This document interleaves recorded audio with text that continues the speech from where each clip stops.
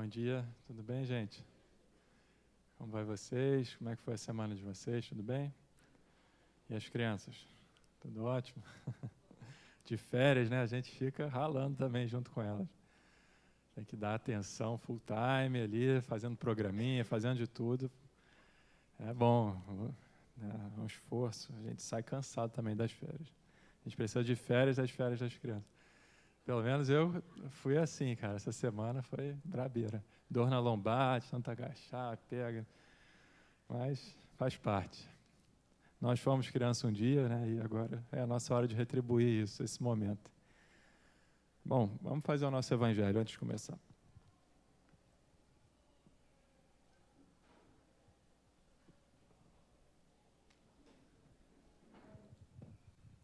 Amai os vossos inimigos, capítulo 12. Os inimigos desencarnados. O espírita tem ainda outros motivos para ser indulgente com os seus inimigos. Em primeiro lugar, ele sabe que a maldade não é um estado permanente dos homens, que ela se deve a uma imperfeição momentânea e que, assim, como a criança se corrige dos seus defeitos, o homem mal reconhecerá um dia os seus erros e se tornará bom.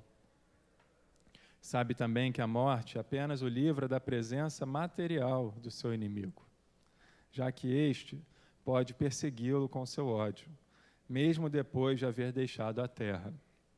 Que assim, a vingança falha ao seu objetivo, visto que, ao contrário, tem por efeito produzir maior irritação, capaz de passar de uma existência a outra. Cabia ao Espiritismo provar, por meio da experiência e da lei, que rege as relações entre o mundo visível e o mundo invisível, que a expressão extinguir o ódio com o sangue é radicalmente falsa.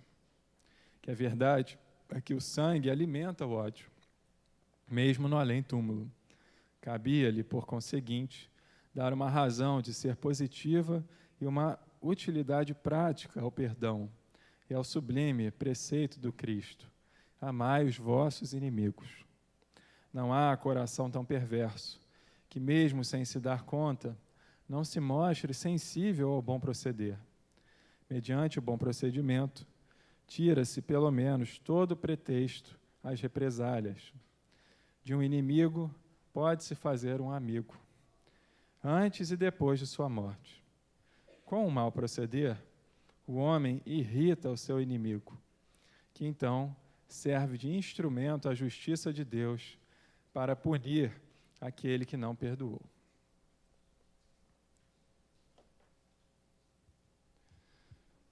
Senhor, Mestre Jesus, querido amigo, sempre presente em nossas vidas, aqui estamos, Senhor, reunidos. Lhe pedimos as tuas bênçãos, o teu amor, a tua paz, que ela habite neste ambiente, permaneça por todo o nosso lar, por toda a nossa família. Conduza-nos, Senhor, na manhã de hoje, nos inspire, abra a nossa mente e o nosso coração para compreender as vossas palavras, para compreender todo o conteúdo trazido pela espiritualidade da casa. Que nós sejamos, Senhor, bons ouvintes da Tua palavra e possamos vê-lo aqui e agora, hoje e sempre. Graças a Deus. Então, a recomendação do Evangelho, tá vendo? A morte não resolve as coisas, na verdade. A morte do corpo não resolve. Se você acha que morreu, então agora silenciou, calou, agora ele não pode mais fazer nada, muito pelo contrário. O ser, ele amplia os seus movimentos no mundo espiritual, né? Na carne a gente é mais limitado. Então, não tem porquê, não tem motivos para você pensar no mal de um inimigo, né? De alguém que não te queira bem. A mensagem do Evangelho é justamente o contrário: buscar o entendimento, o amor, a compreensão. É muito difícil para a gente, né, ver desse jeito, depois de imaginar várias situações na nossa vida em que a gente já se defrontou com pessoas e tal, e teve crises, e às vezes rompimentos que permanecem, né? Mas há um esforço nosso para que, enquanto estamos encarnados, a gente consiga reajustar as coisas. Vale a pena do que esperar, né? Que, às vezes um desses desencarna, ou nós, ou o outro, e você tem aí problemas mais complexos para se resolver para o futuro. Então é melhor a gente resolver tudo agora. Tem alguma desavença, alguma questão com alguém? Vai frente a frente, conversa, tenta de alguma forma diluir esses sentimentos. Nunca levar para além do túmulo, como os espíritos falam, porque o ódio, ele só piora as coisas. E você derramar sangue não elimina o ódio, como eles falaram, somente aumenta. Somos seres imortais, né? O corpo, ora ele está, ora ele não está, mas o ser continua. Nossa mente, nossos desejos, nossos movimentos, nossos condicionamentos permanecem, né? Nossas ações, nossas tendências, tudo continua. Mas a gente só não tem o corpo. Então, se o cara continua odiando, ele vai atrás, ele continua odiando além do corpo físico, não é verdade? Então, a gente precisa estar atento a essas coisas. Não é o mal que combate o mal, mas sim o bem que permite que o bem aconteça. A gente precisa desse movimento. Bom, a Denise, ela mudou um pouco o calendário, não sei se vocês viram na aula passada da Tati também. Como as crianças estão ensaiando, para a gente não ficar em descompasso com elas, a gente está falando de temas novos, quer dizer, novos para o curso dos pais, mas para casa a gente já vem falando desse livro, que é o Reconstruindo Emoções, da Anísia Silveira, psicografia da Iraci. Quem já leu o livro Reconstruindo Emoções? Muito bom. É isso aí. Quem está lendo? Pelo menos não acabou? Está lendo? Isso aí. E a gente vai falar de um capítulo muito interessante, que é o Personalidades Controladoras. Personalidades Controladoras é o capítulo 4 do livro. É um capítulo relativamente grande. Então, eu lembro que eu dei esse curso com a Denise ano passado. A gente demorou umas 3 ou 4 aulas para falar desse capítulo todo, né? 4, de repente 5 aulas. Porque tem terapia de apoio, tem não sei o quê. A gente não vai entrar na terapia de apoio, a gente ficar só no conteúdo dela mesmo, esclarecendo para a gente um pouco como é que funciona a nossa sociedade atual e onde é que está presente essas personalidades controladoras. Eu acho que em quase todos os lugares a gente pode notar elas. Alguém desligou esse ar aqui? Está um calor? Acho que a Denise desligou, não foi? Ou está ruim? Está funcionando? Está o quê? Ah, tá. Mas pode ligar? Estava ligado, não estava? Tá, obrigado. Então vamos lá, gente. A Anísia, ela sempre abre o capítulo com uma frase assim interessante de alguém, né? Um pensador, um filósofo, um psiquiatra e tal. Dessa vez é o Deepak Chopra. Quase todo o trabalho feito no caminho espiritual consiste em 2 coisas: limpar obstáculos e atingir um nível mais profundo de consciência. Dessa forma, você abre uma conexão com o seu verdadeiro eu e remove a resistência do ego. Que obstáculos são esses que o Deepak está falando, que a gente precisa limpar da nossa mente, da nossa estrutura, para que algo aconteça?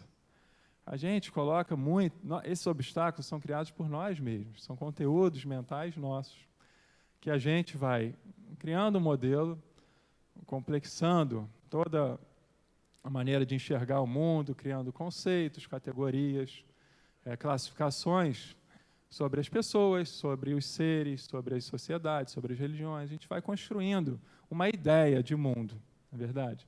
E essa ideia de mundo a gente vai ensinando também para as gerações seguintes. Nós aprendemos muitas coisas, absorvemos outras da nossa época, da nossa década, e levamos adiante outros conteúdos. Transmitimos para os nossos menores ensinamentos que a gente aprendeu. Então, a gente constrói várias ideias na nossa mente. Tá? Essas ideias, muitas das vezes, nos colocam limites, nos colocam barreiras, formam estruturas difíceis de serem rompidas por crenças, por tradições que nós vivenciamos e tomamos isto como verdade. Tá? E a gente vai vivendo a nossa vida meio que moldado a uma estrutura geral da nossa sociedade. Tá? Mas quando a gente entra para buscar o sagrado, a gente vira um buscador de Deus, a gente vai ver que muitas dessas, como aqui, né, a gente está aqui querendo algo além da matéria, a gente está querendo uma inspiração espiritual, a gente quer uma instrução, a gente quer o bem para os nossos filhos através de Deus, a gente está buscando essa união com o sagrado de alguma forma, não é verdade? A gente encontra coisas estranhas que antes não eram notadas por nós, mas que já existiam. Uma sociedade, às vezes, que briga, que compete, que destrói, e você está, caramba. Mas o que o Jesus diz, ou o que os Espíritos trazem, está indo contra isso. Você começa a ficar incomodado com o mundo. Você discorda, não concorda mais em agir de tal forma, você começa a ficar intolerante, às vezes, com pessoas próximas de nós, que pensam do mesmo jeito, de um jeito anterior ao que você pensava. Então, quando você começa a mudar, você percebe que todo mundo, de alguma forma, está desconectado com o que nós realmente nos propomos hoje. Mas, na verdade, somos nós que estamos, né, mudando. O mundo está aí, é assim que é. É a nossa maneira de enxergar que muda, nossa maneira de interagir com ele é que muda.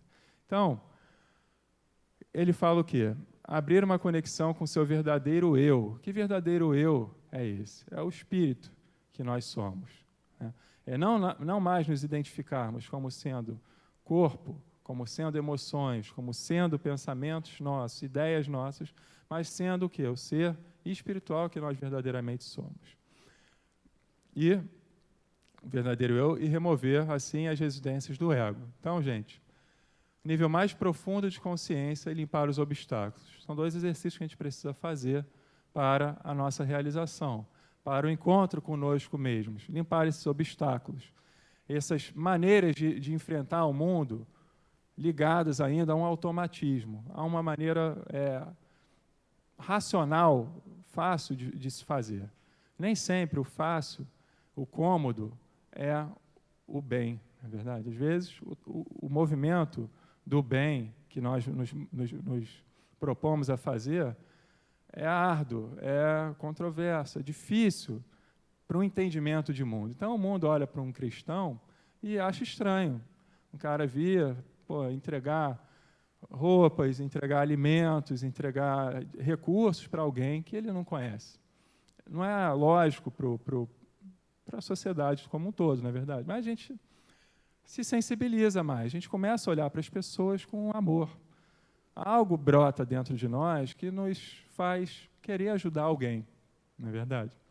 É um movimento que vem acontecendo no ser humano. Dentro de nós mesmos tem essa potência, essa centelha divina.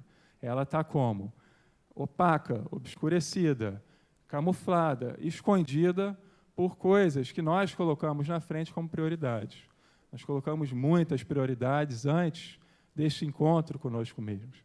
A gente coloca o nosso dinheiro, o nosso conforto, o nosso poder, o nosso prazer, muitas questões antes de buscar o ser que nós somos. Então, o nosso ter ainda está muito em movimento, querendo ter e ter mais coisas. Manter o que nós temos, aumentar também, se possível, e não perder. Normalmente é assim que são os nossos desejos. Não querer perder nada, manter o que nós já temos e ampliar aquilo que nós também temos, né? Que é possível multiplicar. Mas é tudo no campo do ter. Né? Aí a gente tem o quê? Apego a essas coisas, a esses objetos que a gente diz que são nossos, que a gente retém como uma propriedade. Isto é meu. Tem um eu que afirma que isso aqui passa agora a ser meu. Né? Mas, na verdade, quando a gente for olhar de uma maneira ampla, tudo é o quê? Criação de Deus. Os valores somos nós que damos, através da nossa mente. Mas existem realidades em si mesmo, objetos em si. Então, a gente fica apegado a esses objetos e a gente acha que aquilo ali é o que nos atende, que nos preenche como felicidade, como uma realização, é aquilo que nos completa e a gente quer absorver, tirar e tirar para ter uma sensação de felicidade, na verdade. Mas a gente percebe que nunca cessa esse movimento de querer as coisas para si. Você sempre quer mais e mais e mais. E você, poxa, a felicidade, então, não está fora, está dentro de mim.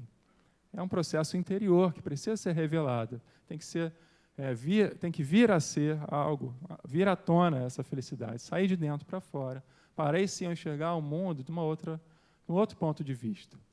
Então, o apego nos leva a quê? A reencarnação.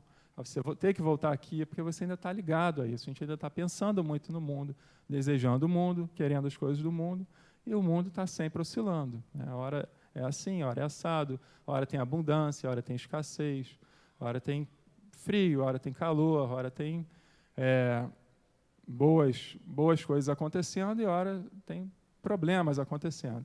Se a gente está só ligado a isso, com uma visão horizontal da coisa, a gente se submete a essas variações. E essas variações nos causam sofrimento. A gente não consegue se estabilizar num mundo que está sempre variando e oscilando. Então, o que nos mantém no eixo? Onde está o nosso pilar? É no Senhor, em Deus. Ele é a única estrutura do mundo que não muda, que não varia. Ele é permanente. Não importa a encarnação que você esteja, você vai lembrar de Deus, ele vai ser como? Imutável, sereno, paz plena, total. Ele te acolhe, ele está ali. Então, quando a gente para de pensar nas coisas do mundo, nas coisas que a gente acha que é a nossa felicidade, extraindo do mundo, e pensa nele, a gente tem o quê? Quietude no coração. Né? A gente se apega de tanto pensar, mas se apega naquilo que é eterno, que é atemporal, não circunstancial. Esse é o primeiro passo para a gente começar a sofrer menos com as nossas perdas, com as nossas oscilações contingenciais, que são normais, acontecem mesmo. Aliás, até às vezes de propósito, eu acho que o ser humano ele precisa conviver com escassez, com abundância, para saber lidar com esses valores, né? Saber lidar com os recursos, que na verdade não são nossos. São dados para Deus e nós usufruímos dessa forma, na verdade. Já ia passar com a chave do carro. Cadê nós? Então, quase todo o trabalho feito no caminho espiritual consiste em duas coisas: limpar esses obstáculos e atingir um nível mais profundo de consciência. O nível mais profundo de consciência ele é atingido automaticamente quando a gente vai limpando esses obstáculos, tirando aquilo que nós não somos, que nós achamos que somos. Quando a gente retira o que nós não somos, o que fica? A consciência pura daquilo que nós somos, o espírito puro que nós somos, nós verdadeiramente somos. O que nos torna impuros é a nossa mente, que deseja, movimentada, agitada, né, ligada, querendo algo que já está tudo aqui, na verdade. Deus não iria criar seres imperfeitos, seres que precisam caminhar num processo para chegar a algum lugar, sair de uma imperfeição para uma perfeição. Não tem como algo limitado se tornar ilimitado, algo finito se tornar infinito. É impossível. Né? Nós já somos da natureza do infinito, do ilimitado e do perfeito, porque somos filhos do Pai. O que torna as coisas limitadas, imperfeitas e... O que mais que eu falei? Limitadas, imperfeitas, finitas. É o quê? É a nossa maneira de enxergar as coisas. É a nossa mente, que limita tudo, que resume tudo, que quer controlar tudo. Aí a gente vai entrar na aula de hoje, que é a personalidades controladoras. Vamos ver. Agora é a Anísio da Silveira, tá, gente? Todos os slides daqui para frente é a Anísio falando. O grande fascínio do ser humano em obter total controle sobre a própria vida, sobre tudo à sua volta e sobre todos os que se relacionam, dá a pseudo-sensação de segurança. Esse falso conforto de estar no controle produz o transtorno de personalidade e, consequentemente, o transtorno de ansiedade. Então, você vê, pseudo-sensação de segurança. Alguém é 100% seguro das coisas que vão acontecer? Não tem como, na verdade. A gente já viu pessoas com uma segurança absurda, né, aparatos de segurança em volta, e sucumbirem, serem mortas, serem assassinadas. Ninguém é totalmente seguro do corpo. Ninguém consegue proteger o corpo de maneira total e restrita. É impossível isso, né? Quando chega o dia e a hora, o Senhor, né, Ele tira você daí e te permanece vivo. Né, a sensação boa é essa, a gente continua vivo, mas o corpo vai ficar em algum momento. Mas o ser humano, ele busca segurança. Muita segurança. Como é que ele consegue segurança? Se ele aumentar mais dinheiro, se ele ganhar mais e mais dinheiro, ele consegue mais e mais estruturas de segurança para ele, né? Se ele aumentar o seu poder, ele consegue mais formas de ter segurança. Mas a gente vê que, quando chega a hora, a turbina do avião falha, a hélice para de girar e as coisas acontecem, e o cara que tinha tudo para estar seguro não está mais. Cai o avião, cai o helicóptero, o Papa não tomou um tiro, né, gente? Não foi? O Kennedy não foi assassinado. O presidente dos Estados Unidos, a pessoa mais segura que a gente pode imaginar, seria ele. Não tem como. A gente tem que entender que, assim, nós temos que fazer, obviamente, preservar a nossa espécie, preservar o nosso corpo, nossa família e tal. Mas isso não pode ser algo que destrua a nossa saúde, a busca pela segurança incessante. Vocês entendem onde eu quero chegar? O excesso de cautela, de proteção, de aparatos, de pensamentos que busquem esta segurança total e restrita, leva a transtornos de personalidade e, consequentemente, transtornos de ansiedade. É isso que a Anice está querendo dizer. Essa pseudo-sensação de segurança, que a base disso tudo é um medo, né? Um medo de que as coisas podem acontecer comigo, com a minha filha, com a minha esposa, com não sei o quê, e você fica com muitos problemas. Então, você vê, total controle sobre a própria vida e sobre a dos outros. Você querer controlar a sua própria vida já é uma arte, né? Quanto mais a dos outros. A personalidade controladora, ela tem a intenção ou a pretensão de colocar todo mundo sobre o seu controle exclusivo. Tudo agora, eu tenho que saber de tudo. Para onde você vai, para onde você foi, que hora você dormiu, que hora você acordou, o que você fez, o que você não fez, com quem que você saiu, com quem que você não saiu, o que você comeu, o que você bebeu, o que você respirou, com quem que você dormiu. Existe um controle, né? Nós estamos falando aqui dos nossos filhos, por exemplo, tá? É importante a gente saber essas informações. Mas a gente tem que entender que é um ser que busca o quê? A autonomia. Essa autonomia, quem dá, são os pais. Em algum momento, a gente vai permitindo, né, fazendo uma transição daquilo que a criança antes não podia, para o que agora ela é possível que ela realize. Existe um movimento, uma atenção dos pais para liberar os filhos para determinadas coisas que já estão na faixa etária, na condição de eles realizarem, não é verdade? Senão, se a gente quiser sempre achar que o nosso filho tem 5 anos de idade, 6 anos, 7 anos de idade, a gente vai ter um problema, não vai? Porque ele cresce, ele tem outros interesses, é natural isso.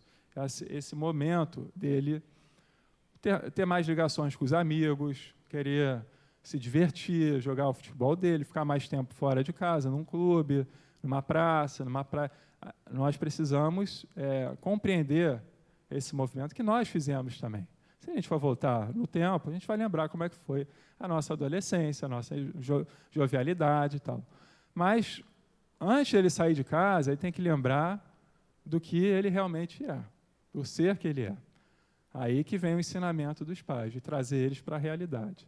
Filho, você vai para o mundo, você vai conhecer as coisas, você está curioso? Tudo bem. Mas, olha, se você fizer isso, pode acontecer isso. Você é um ser espiritual, você é um espírito. Você não é este corpo, essas sensações do seu corpo, essa tudo que você está achando que você vai achar lá fora como felicidade, não é. Sua felicidade está dentro de você. Não esqueça de Deus, não esqueça do sagrado. Lembre do Pai, ore, medite. A gente dá a instrução para os nossos filhos para que eles possam viver no mundo sem ser do mundo, sem estar identificados com o mundo, sem estar atrelados, mergulhados àquilo que o mundo oferece. O mundo é muito farto, não é verdade? De recursos, de distrações, de ilusões, de prazeres que a pessoa pode se perder.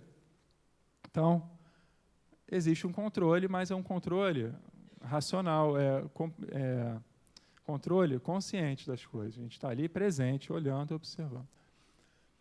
Interfere constantemente no livre-arbítrio alheio. Aqui é a personalidade controladora, o indivíduo controlador. Ele interfere constantemente no livre-arbítrio alheio. Não faz sugestões disso ou daquilo às pessoas, mas sim impõe os seus desejos, para que, de alguma forma, a sua vontade sempre impere. A criatura ignora qualquer limite para ocultar sua fragilidade. O indivíduo controlador nem sempre atinge esse objetivo. Então, gente, é você brincar de Deus, né? O Senhor não permite o nosso livre-arbítrio. Ele nos dá essa possibilidade de agir conforme o nosso entendimento. Ele dá um livre-arbítrio para a gente. Então, como é que uma pessoa vai querer impedir o livre-arbítrio da outra? Tem algo aí que ele está esquecendo. Tem uma força maior, o universo, a energia, o Senhor, ele está presente, você está esquecendo dele.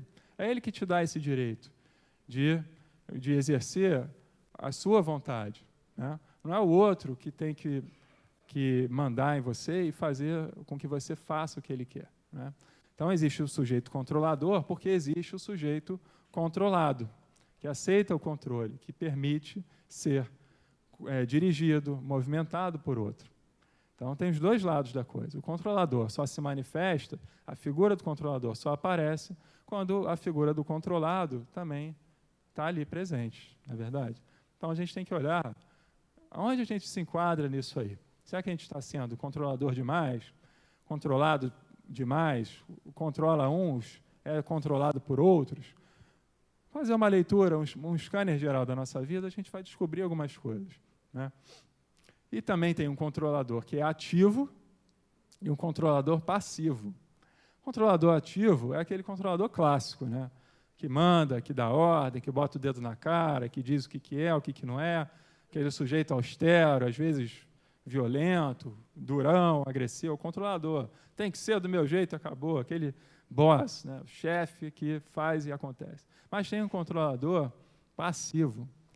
Esse é complicado, porque é aquele que se fecha, se cala, se melindra, que interpreta, que escamoteia, que pede por favor, que chora, que se sensibiliza, mas, no fundo, ele está controlando as pessoas com a sua fragilidade, né? Acontece muito. Às vezes, uma pessoa adoece para ter a atenção das pessoas. Acreditem, no campo do inconsciente, de tanto você querer a atenção de alguém, você está com saúde. Por exemplo, você tem uma avó que mora no outro bairro, um lugar distante, não sei o quê. Ninguém lembra da avó, né? A avó está lá, vivendo a vidinha dela, viúva, tal, a rotina dela de ir no mercado, voltar para casa, não sei o quê, cozinha. Ninguém liga para a avó. Só ontem, que foi o dia da avó, que o pessoal ligou, né? Mandou mensagem. Mas, normalmente, ninguém lembra da avó. Aí, a avó fica doente. O que acontece? Ela liga para o filho, liga para a filha, olha, estou doente, não sei o quê, estou me sentindo mal, estou com dor de cabeça, estou com... Aí, rapidamente, chega lá, 1, 2, 3 filhos, não, o que aconteceu? Vamos lá, vamos passar o dia com você, vamos almoçar juntos, vamos ficar aqui, te dar um conforto, vou te levar no hospital, voltar, vou ficar com você, eu amo você, você é minha mãe, não é verdade? Aí a pessoa melhora, aí tu vê, melhorou, não sei o quê, agora, olha, mãe, eu tenho que ir, porque amanhã tem meu trabalho, tem não sei o quê, tenho que cuidar das minhas coisas, aí vai. Aí a pessoa fica lá, 1, 2, 3 semanas, e não tem mais ninguém. Aí o que ela está querendo? Quando eu estava doente, o pessoal veio até meu neto, meu bisneto, veio todo mundo. Foi legal pra caramba, a minha doença me trouxe um benefício. O que eu vou fazer? Vou adoecer de novo. Vou criar uma situação para que eu vá. Ela está querendo controle de algo, ela está querendo a presença das pessoas, né?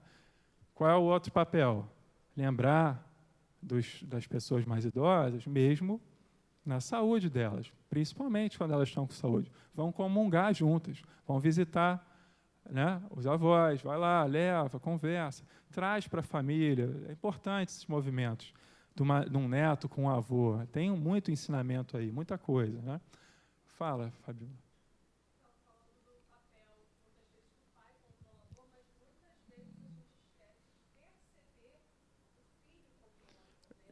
Isso, muito bom. Totalmente controlado. A gente vai chegar lá também.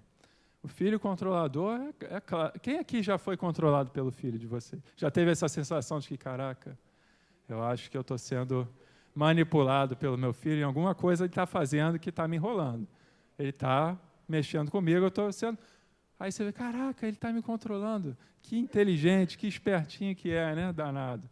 Mas ele faz isso. Ele não tem a inteligência racional para isso, mas instintivamente ele chama a atenção dos pais e ele sabe negociar muito bem com os pais. Eles conquistam o que eles querem quando eles entendem como é que os pais funcionam.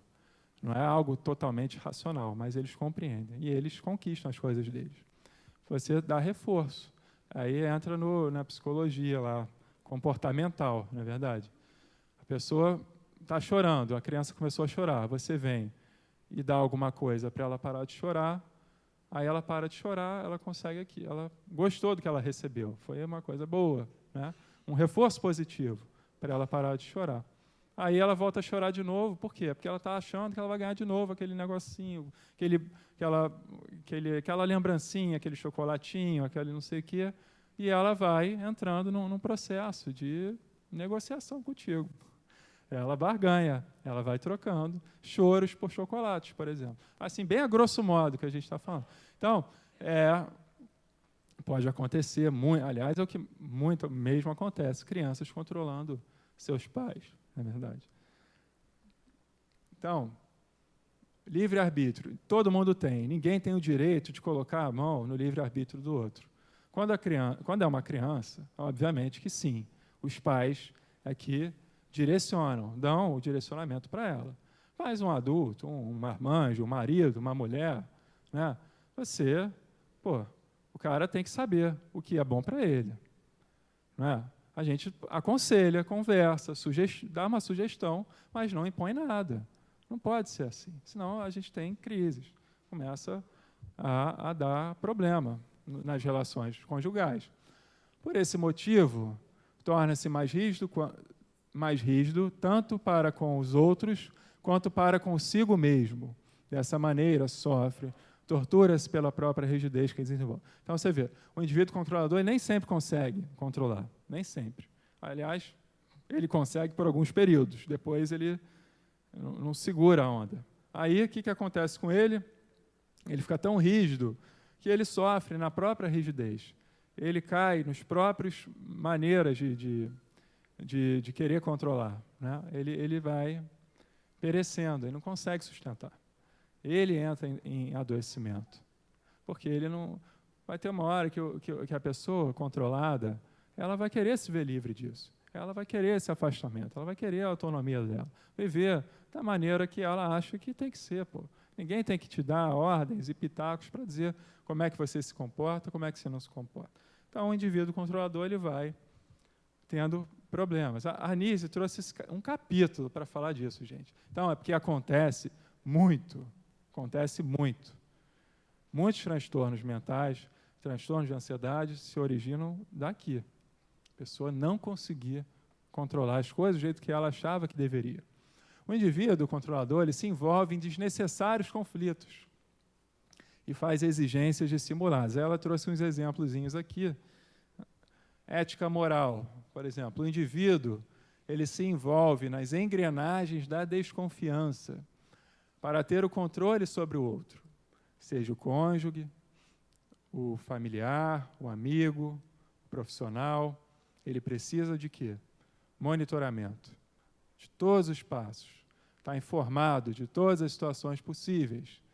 Portanto, sua atitude insolente e desrespeitosa de vasculhar a bolsa, de invadir as redes sociais, correspondências eletrônicas, celulares. Ninguém aqui faz essas coisas, né, gente? O pessoal lá fora, às vezes, costuma fazer, de entrar no WhatsApp do outro para ver, dar uma olhada na rede social, quem é que seguiu, quem é que não está seguindo. O pessoal faz lá. Aqui não, aqui a gente já passou dessa fase. Tramar conversas alcoviteiras e maledicentes com pessoas próximas, na expectativa que esse lhe conte alguma coisa sobre o fulano, né? Ah, mas me fala mais, como é que é ele no trabalho? Como é que é? Quem trabalha na equipe dele? Tem muitas mulheres em volta? Não tem? Ele sai para almoçar com quem na hora do almoço? Existem algumas informações que você vai colhendo, né, querendo saber da vida do outro. A gente não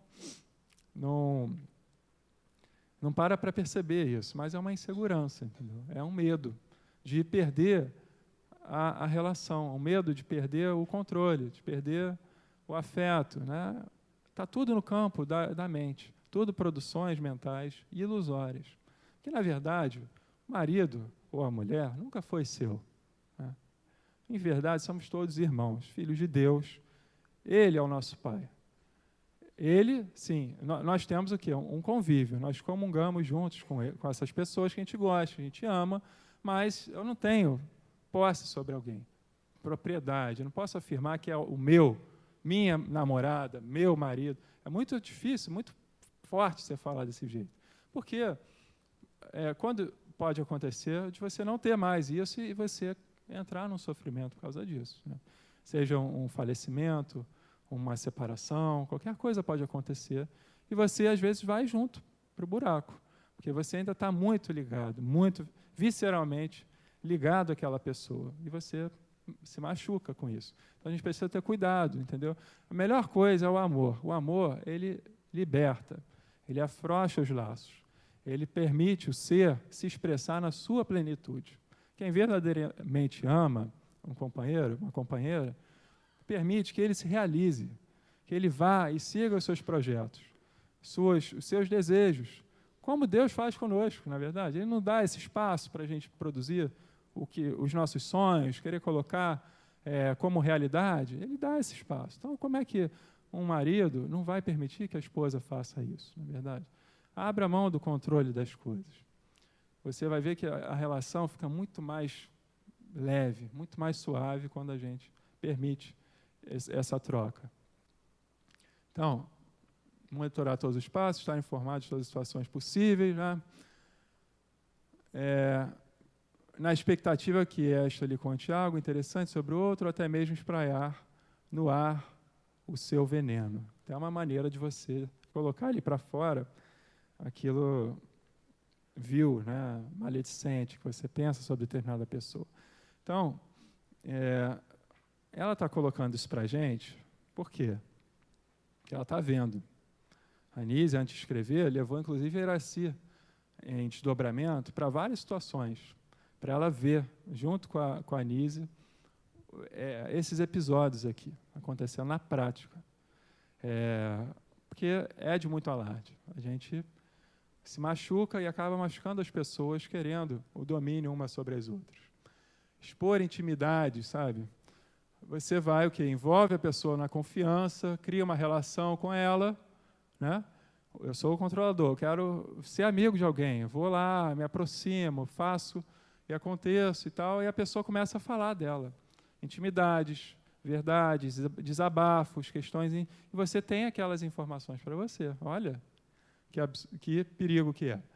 Então, são externados dores, mágoas, você vai ouvindo ali, né? E você guarda, você retém essas informações para quê? Para controlar a pessoa. Agora, eu sei coisas sobre você, então cuidado comigo. Se você for lá fazer não sei o quê, eu posso divulgar isso aqui para quem você não gostaria, né? É uma personalidade controladora, pessoas que querem um micropoder. Elas querem se sobressair umas sobre as outras, querem conquistar espaços que, na verdade, são totalmente falsos, totalmente ilusórios. Então, você vê, tudo em nome de uma suposta confiança. Lealdade que se tem em busca de compartilhar intimidades e ouvir uma palavra de conforto, apoio ou aconselhamento. Aí a pessoa está lá, falando a vida dela toda para você, achando que você é uma pessoa bacana, uma pessoa legal, que você se aproximou, você fez toda uma imagem, interpretou um papel, e a pessoa entrega o ouro para você, e você pega aquilo com muita ardilosidade. Então, hoje, um amigo e confidente, amanhã, um estranho e algoz. E o Evangelho disse, hoje, um inimigo e amanhã, um amigo. Né? Ele inverteu isso aqui, o que caiu para a gente hoje, do amar os inimigos, na verdade.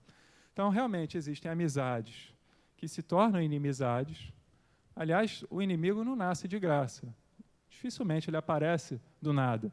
Às vezes, ou a maioria delas, é uma amizade que se deturpou, que desfaleceu, que não deu certo, e você, por questões suas não trabalhadas, olha só, por questões nossas não compreendidas sobre nós mesmos, nós olhamos no outro e nos irritamos com aquilo.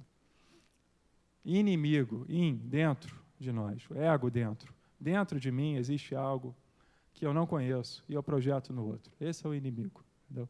Quando se torna um amigo, o A é o não, é o sem esse ego. Quando você quebra essa estrutura egóica, quando eu sou amigo de você, é porque eu não tenho nenhum interesse. É de graça. Não tem nada dentro de mim que eu projete nele. Aí você é amigo, você acolhe a pessoa, você está do lado dela. Você não está ali para extrair alguma coisa para você, né? Por um interesse particular, por tirar prazer, por ter uma sensação de poder, de fama, não importa as circunstâncias, você não tem nada a ver com aquilo, você simplesmente é amigo. Aí você brinca, você conta piada, e você está tudo bem. Não há algo de subjetivo dentro de você, não revelado por você mesmo, que você não conhece, né? E você consegue interagir.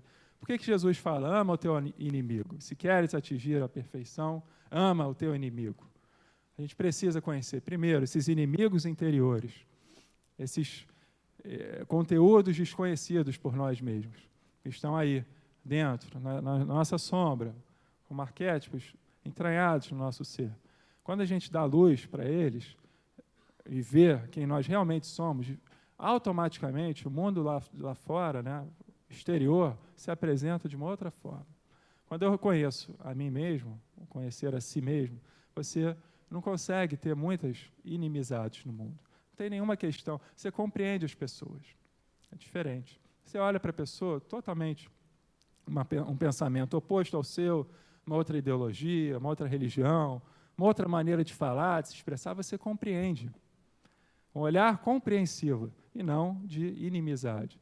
Porque você respeita, você tem compaixão por ela. Você pode não ser um amigo dela, mas você tem compaixão, você respeita e dá o espaço para ela se expressar daquele jeito, porque você sabe quem você é. Então, a paz, né, do mundo que a gente busca tanto, começa dentro de nós.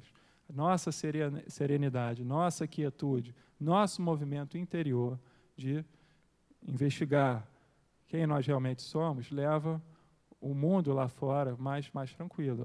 Se apresenta um mundo melhor lá fora. Então, hoje, um amigo e confidente, amanhã, um estranho e algoz. Conserve-se na intimidade com Deus e suas confidências estarão preservadas. A recomendação da Anísia aqui é entregar para ele. Antes, no slide anterior, a pessoa estava aqui, como? Né? Colocando para alguém que ela se dizia como um amigo, né, da outra e tal, e estava ali contando toda a história. Angústias, aflições, dores, mágoas, desabafos, dificuldades. Para quem que a gente tem que entregar isso? Para Deus. Conserve com Ele a sua intimidade. Antes de dormir ou ao acordar, se prostre diante do Senhor e converse abertamente. Fale tudo. Da maneira que tem que dizer, de falar, você vai falando. Como se tivesse uma pessoa ali mesmo. E você vai diluindo as suas coisas. Né? Ou vai em um especialista, um psicólogo, né, que vai ouvir você e vai dar passagem para esses conteúdos. Vai permitir que isso venha para a sua consciência. com muita lucidez, e você dilui o sofrimento que está ali guardado. Então, conserve na intimidade com Deus, e suas confidências estão preservadas. Ninguém tem o controle da vida em suas mãos. Ninguém. Existe uma programação para cada ser no universo.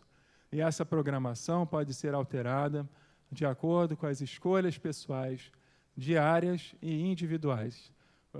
Os hindus têm uma palavra chamada Dharma. O que é o Dharma? É o que te sustenta, o que dá a estrutura para você. Todos nós aqui temos um Dharma muito claro, de pai, de mãe, né? É uma missão, a gente pode dizer assim. Quando você protege o seu Dharma, ou seja, você tem o livre-arbítrio, todas as suas escolhas estão aí. Você pode fazer o que você quiser, mas você tem o Dharma. Não saia do Dharma. Então, honre a paternidade, honre a maternidade. Tá? É um Dharma de todos nós aqui. A gente precisa levar isso afinco, com todas as dificuldades que possam acontecer à nossa volta, nosso desejo de não querer mais isso, de querer chutar o pé da barraca e não sei o quê. Não descumpra o Dharma. Se a gente não cumprir esse Dharma, isso que nos dá essa base, a gente gera o quê? Karma. A gente cria problemas. Ações fora do planejado. Consequências que a gente não espera, não é verdade? O círculo das reencarnações estão aí para isso, para que nós que saímos do nosso Dharma, daquilo que nós viemos a fazer, nós agora temos que voltar para reajustar isso tudo. Então, proteja o seu Dharma, que o Dharma te protege. Ou seja, siga, apesar de todo o livre-arbítrio, de todos os caminhos que você pode seguir na vida, siga de acordo com aquilo que está presente, que está nítido, está claro para a gente. Sou pai, eu não posso largar um filho, não posso negligenciar a educação de um filho. Né? Esse é o meu Dharma. Tem que estar no meu planejamento. É uma prioridade para mim. Antes mesmo da minha busca espiritual, primeiro eu tenho que cuidar dele. Enquanto ele não crescer, não for um autônomo, um sujeito responsável por si, eu estou presente. E acabou, ponto final. Nosso objetivo é com as nossas crianças hoje, menores. Né? Tá na frente de tudo, passa na frente de todos os outros secundários. É a criação do pai com os filhos. Quando a gente consegue atingir bem isso, você está vendo que a sua encarnação está de acordo com o que foi planejado lá atrás, lá na erraticidade, não é verdade? Então, pode ser difícil seguir o Dharma, né? Mas a gente tem que estar ali, persistindo. Isso é muito claro para a gente. O nosso objetivo, o que nos sustenta, o que nos dá a base, é isso. Então, vamos seguir. Todos têm vontade própria, cada movimento resulta em um novo desdobramento. E tudo está conectado no universo. Cada movimento nosso tem um desdobramento, não é verdade? Cada ação nossa gera uma consequência, uma reação. Quando eu estou seguindo de acordo com a vontade de Deus e não com a minha vontade, com o meu desejo, o meu movimento de querer fazer do meu jeito, mas eu estou fazendo de acordo com Ele, com o Pai, as consequências quais são? Eu estar unido a Ele, eu estar de acordo com Ele, estar acolhido por Ele. Estou no caminho do pastor, né? Nós somos as ovelhinhas, o pastor está ali, você vai seguindo. Aquilo que ele dizer, você vai fazendo. Quando a gente quer tomar a vida do nosso jeito, sair do rebanho, ir lá, não, eu que faço, eu que aconteço, eu que vou realizar, controlar tudo, todo o processo, inclusive o resultado das ações, a gente quer controlar também o resultado das ações. A gente gera as ações, que a gente dê o nosso melhor nelas, a gente faça o melhor possível em tudo, no trabalho, na educação dos filhos, mas o resultado não depende de nós, não tem como controlar o resultado. Você entrega para o universo vai retribuir aquilo que ele compreende seja o melhor para o nosso aprendizado, melhor para você. A gente pode educar nossos filhos, todo mundo educar da mesma maneira, um manual, imagina, todo mundo seguir exatamente à risca aquilo. O resultado vai ser o mesmo? É claro que não. As crianças são totalmente diferentes umas das outras, não é verdade? Totalmente. Mas aí você fez o seu papel, você entregou. O universo vai te dar a resposta De acordo com o quê? Com suas ações anteriores, com karma do passado. Ele vai te devolver alguma coisa. Boa, neutra, ruim, não importa. O importante é você, no presente, no momento de agora, continuar nesse processo. Né? É muito mais frequente, aqui, ó, que você falou, muito mais frequente do que se imagina nas famílias de hoje, os manipuladores serem os próprios afetos. Filhos, irmãos, netos, afilhados, outros parentes e até mesmo amigos muito próximos que necessitam e merecem apoio. Porém, cabe a todos alçar voos com seus próprios esforços, estoicidade, dedicação e vontade, e não esperar para obter da criatura que lhes tem caro afeto, vírgula, vantagens, tem uma vírgula aqui faltando, vantagens, serem os seus verdadeiros sugadores. Então a gente tem que ter cuidado, porque às vezes são pessoas que a gente ama, né? Pessoas que a gente realmente daria a vida por elas, e elas estão querendo, de alguma forma, se sobressair, né? Te manipular, te envolver, te direcionar para um caminho. Precisa ser firme, atento, né? Vigilante, para que a gente siga. A gente tem que saber dizer o não na hora certa, né? Que esse não seja um não. Um não pode virar sim, porque a pessoa mudou o jeito dela. Começou a chorar, então pode. Então, se é não, é no início, é não no meio, é não no final. Não é não. Como sim, né? Eu entendo você, eu concordo com a sua opinião hoje, você está certo, vamos fazer desse jeito. Dá também a oportunidade dela escolher um programa, dela, né, gerar um entretenimento, uma tarefa, e você dá sim para ela algumas coisas. Mas dá não para as outras, para as primordiais, é você que diz o não. Senão, a gente cria monstrinhos, a gente cria problemas lá na frente. A gente vai ter muita dificuldade quando eles ficarem maiores, virarem adolescentes e tal. Então, que seja um sim, sim, e um não, não. Não é verdade? O que mais? A Denise falou que ia vir aqui falar alguma coisa com vocês, não é? Oi? Ela está aí? Tá. É porque aqui já está no último. Heterogêneas reações têm se manifestado como situação limiar de tolerância pela criatura oprimida, como um grito silencioso dizendo: basta, é preciso ser livre e soltar a voz nas escolhas perante as posições que a vida aclama. Então, tem o sujeito que está sendo controlado e ele dá esse grito, né, de basta, de chega. É difícil fazer isso, esse movimento, né, de você, às vezes, ser controlado. Você precisa da outra pessoa, financeiramente, afetuosamente, e você, ao mesmo tempo, precisa colocar o seu livre-arbítrio em prática, colocar os seus planejamentos, a sua maneira de conduzir a vida. Então, o que a Anise sugere lá na terapia de apoio, depois vocês vão ler, se puderem, ela sugere ajuda psicoterápica, sugere trabalhos de meditação conduzida para que você se coloque como um ser autônomo e não heterônomo. Né? É muito... Deixa eu ver se eu consigo pegar aqui um pedacinho do que ela fala para a gente. Nossa, muito grande esse capítulo. Ser controlado, tá vendo?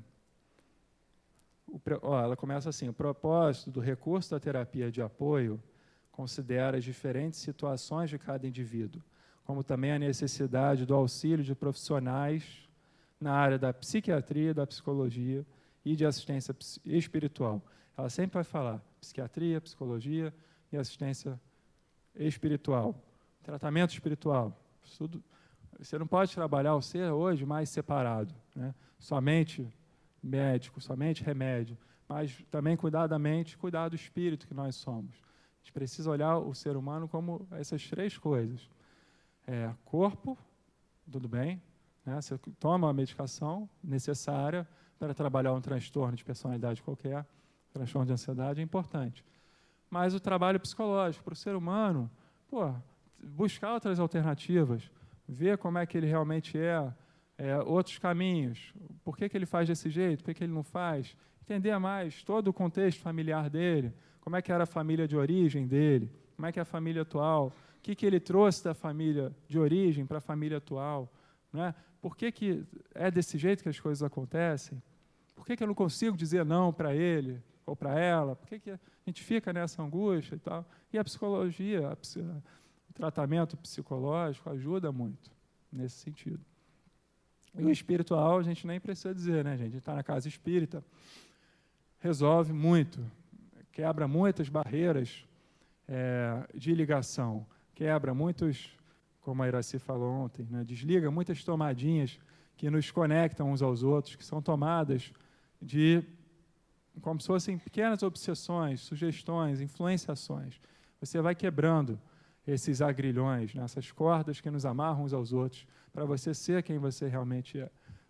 A fluidoterapia, né, o passe, ele ajuda nesse sentido também, de você fechar um pouco os seus canais para o mundo exterior e ser quem você realmente é, na sua inteireza, na sua completude. E, nesse instante, aqui continuando, o ser controlado passa pelo despertar e, posicionando-se, inicia, então, a mudança de postura perante o indivíduo controlador. Quando o indivíduo controlado começa a mudar, o controlador vai quicar. Ele vai sentir. Fala, não, como assim? Você não vai fazer o que você estava fazendo? O que mudou? Você está diferente, você está estranha, você tomou alguma coisa? Onde é que você foi? Quem falou isso para você? De onde veio esse pensamento, que não é seu, não é verdade? Quem é que está te influenciando desse jeito? Aí começa a botar na parede, aí a pessoa está ali firme. Não, agora eu vou fazer diferente, eu vou seguir dessa forma e você vai ter o seu momento, seus amigos, seu grupinho, mas eu vou ter os meus. Vou ter o meu horário para sair, meu horário para voltar, minha autonomia, quero fazer esse curso, essa especialização, quero estudar isso, aquilo, e ninguém vai me impedir, não é você que vai me impedir. Verdade? Aí a pessoa vai, se ela realmente ama você, ela vai entender, vai compreender, vai amar, vai te envolver, vai te incentivar a que isso siga adiante. Foi, gente? Dedê? Denise, você vai falar aqui para eles alguma coisa? Eu faço a prece agora ou depois? Tá. Vamos lá. Senhor, Mestre querido e amoroso, lhe agradecemos a presença na manhã de hoje, essa oportunidade bendita de reunir essa grande família. Todos nós que buscamos o autoconhecimento, que observamos as relações com um olhar transcendental, que queremos o melhor para nós mesmos, para os nossos amigos, para os nossos familiares, para os nossos filhos e filhas. Sabemos, Senhor, que sem Ti, na nossa vida, perecemos. É difícil seguir. Não temos o controle sobre todos os atos, pois Tu, Senhor, é o que dá o viés final, que dá o último toque nas coisas. E entregamos a Ti todas as possibilidades das nossas ações, todos os resultados sejam entregues a Ti. E o que vier, Senhor, acolheremos, pois sabemos que a Sua vontade está sendo feita. Tudo de acordo com os Seus movimentos e não com os nossos. Que seja sempre feita ela, a Sua vontade e não as nossas. Graças a Deus. Então, berçário Joaninhas está liberado para ir lá e você vai falar.